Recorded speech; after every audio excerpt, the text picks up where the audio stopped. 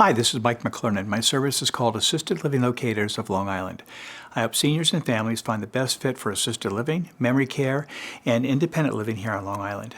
My advisor work is always completely without cost for seniors and for families. Today I want to give you a quick update on the Long Island senior living market because it affects how much time you really have to wait and see. On Long Island, we have about 90 communities across assisted living, memory care, and independent living.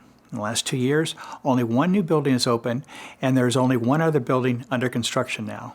In other words, for the foreseeable future, we have what we have. Basic supply and demand tells us that with a fixed number of available spots in senior living and a growing senior population, prices are likely to stay the same or go up, not down. Most communities hold your rate for the first 12 months or until the next January 1st after you move in. So if your loved one would genuinely benefit from the socialization and supervision that senior living provides, there's usually nothing to be gained by waiting. There will be few options, longer waits, and likely a higher cost in the future. A few specifics.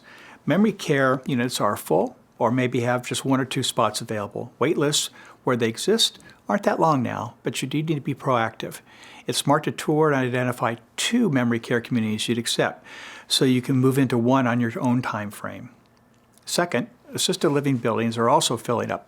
So far, we've been able to place everyone without excessive wait times, but sometimes families have to take a second choice apartment size and then go on an internal wait list to move later.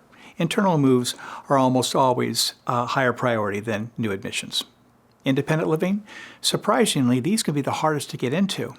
Residents often stay 3 to 5 years or even more in independent living, so when an apartment is taken, it's off the market for quite some time. And now many independent living buildings have relationships with home care companies, so residents can bring in help for things like dressing and showering instead of moving to assisted living. That tends to extend their stay even further.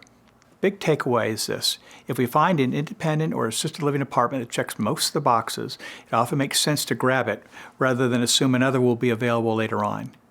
If you'd like to understand what availability looks like right now for your situation, that's exactly what I help families with every day.